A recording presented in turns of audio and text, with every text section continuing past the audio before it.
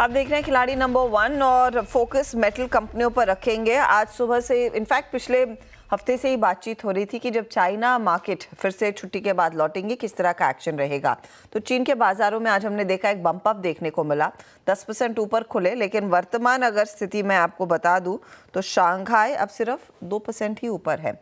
ऐसे में metal index में क्या स्थिति उभर कर आ रही है, यतिन हमारे साथ है। यतिन, ये पूरा पैक काफी हॉट था, अब आज सेल ऑफ को कैसे पढ़ा जाए?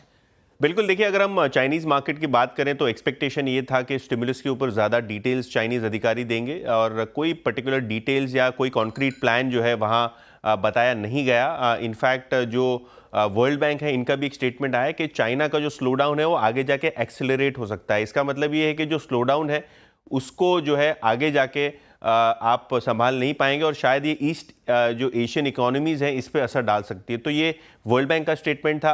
और अगर आप चाइनीज़ मार्केट्स देखें तो डेज हाई से लगभग 5-6% नीचे हैं। हैंगसेंग मार्केट जो हांगकांग का बाजार है वो भी लगभग 6% नीचे है। तो कहीं ना कहीं ये जो बाजार का एक्सपेक्टेशन था कि चाइनीज़ मार्केट मजबूत खुलेंगे छुट्टियों के बाद और मेटल शेयरों में रैली होगी, कहीं ना कहीं स्टिमुलस पे डिटेल्स नहीं आने के बाद और वर्ल्ड बैंक के स्टेटमेंट्स के बाद सारे के सारे मेटल स्टॉक्स इंटरनेशनली भी नीचे हैं और भारत में भी आप 4 से 5% की औसत गिरावट फ्रंटलाइन जो स्टील काउंटर्स हैं यहाँ देख रहे हैं। तो पूरी उम्मीदों पर आप कह सकते हैं चाइना ने पानी फेर दिया कि ना ज़्यादा स्टिमुलस आया और ना ही वो मार्केट ऊपरी लेवल पर होल्ड कर पाए हैं। शुक्रिया इस जानकारी के लिए, इस अपडेट के लिए। तो एक सिरे से हमने देखा है मेटल्स जो हैं वो थोड़े से कोलैप्स करते हुए, करेक्ट करते हुए दिखाई दिए हैं। शुक्रिया यतिन इस अपडेट के लिए। कोई शॉर्ट ट्रेड इस समय देवांग दिख रहा है क्या इन मेटल कंपनियों में, क्योंकि एक एंटिसिपेशन में बहुत ज़्यादा तेज़ी हो गई थी? तो मेटल की बात करें तो टाटा स्टील में थोड़ा सा एक सपोर्ट भी स्टॉक्स में ब्रेक किया है। ऑल्सो एक थोड़ा नेगेटिव ट्रेंड है, तो पॉसिबल यहाँ से थोड़ा बहुत और करेक्शन देखने मिल सकता है। अराउंड लेवल ऑफ 152 तक के लेवल्स देखने मिल सकते हैं। 165 रेजिस्टेंस है टाटा स्टील के लिए। ओके, तो ये फिलहाल आपके लिए एक अपडेट टाटा स्टील पर। चलिए, इस बीच एक अपडेट आपको बता देते हैं कि क्या स्थिति उभर कर आ रही है। दरअसल हरियाणा में जो बीजेपी जीत की तरफ बढ़ता हुआ दिखाई दे रहा है और अगर हरियाणा में बीजेपी की जीत हो जाती है, ये तीसरी मर्तबा होगा कि वो सरकार बनाते हुए दिखाई देंगे। ताज़ा अपडेट के लिए दीपाली नंदा हमारे साथ है। दीपाली, सुबह में तो कांग्रेस की अच्छी खासी लीड चल रही थी, अचानक हम देख रहे हैं बीजेपी की लीड बनती दिखाई दे रही है। कोई खास सीट जहां पर इन्होंने अपनी ये लीड हासिल की है, क्या सुनने में आ रहा है?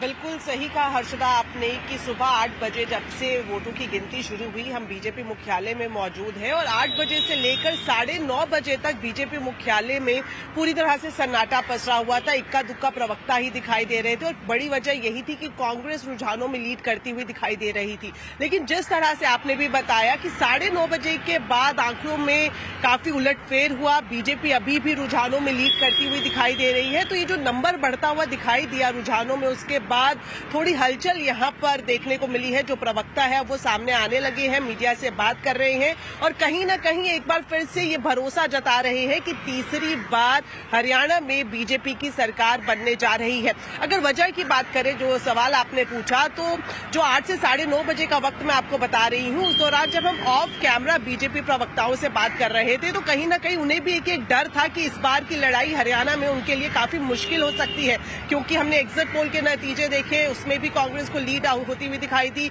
और जिस तरह से शुरुआती रुझान हुए उसमें भी कांग्रेस आती जा रही थी। तो 9:30 बजे तक बीजेपी भी डावाडोल होती हुई दिखाई दे रही थी, लेकिन 9:30 बजे के बाद से स्थिति में बदलाव आया, आंकड़े बदले, रुझानों में इलेक्शन कमीशन के जो रुझान है उसमें बीजेपी को लीड मिलती हुई दिखाई दी। लेकिन अभी भी बीजेपी वेट एंड वॉच की स्थिति में है। कोई भी बड़ा नेता बीजेपी मुख्यालय पर फिलहाल नहीं पहुंचा है, लेकिन सूत्रों से हमें ये जानकारी मिल रही है कि जो बीजेपी अध्यक्ष है जेपी नड्डा, उन्होंने महासचिवों के साथ एक बैठक बुलाई है, क्योंकि ये भरोसा अब दोबारा से जग रहा है कि बीजेपी सरकार बना लेगी तो आगे की रणनीति तय की जाएगी। और जानकारी सोर्सेज से ये भी मिल रही है कि जिस तरह के रुझान इलेक्शन कमीशन की वेबसाइट पर दिखाई दे रहे हैं, वही रुझान लीड करते हुए नतीजों में बीजेपी के लिए बदलते हैं तो देर शाम प्रधानमंत्री नरेंद्र मोदी भी बीजेपी मुख्यालय आ सकते हैं, बीजेपी समर्थकों को संबोधित कर सकते हैं, देश की जनता को संबोधित कर सकते हैं। जो वजह कहीं ना कहीं जब बीजेपी पीछे जा रही थी तो प्रवक्ता बता रहे थे कि इस बार जो एंटी इनकम्बेंसी है और जो दलित और जाट वोटर्स बटा हुआ है वो कहीं ना कहीं बीजेपी को नुकसान पहुंचा सकता है। लेकिन फिलहाल की स्थिति देखें तो 47 से 48 सीटों पर बीजेपी लीड कर रही है और यही जो लीडिंग नंबर है बीजेपी को एक बार फिर से आश्वासित कर रहे हैं कि वो तीसरी बार हरियाणा में अपनी सरकार बनाएगी। लेकिन मैं आपको बता दूं कि अभी और 1 से 1.5 घंटे का वेट करना चाहेंगे क्योंकि अभी भी कुछ राउंड्स की जो गिनती है वो बाकी है, उसके बाद ही पूरी तरह से स्थिति स्पष्ट हो सकेगी। शुक्रिया दीपाली इस अपडेट के लिए। तो ये दीपाली एक ताज़ा हाल बताती हुई बीजेपी मुख्यालय में किस तरह का एक्शन बना सुबह से और अब क्या बदलाव देखने को मिल रहा है।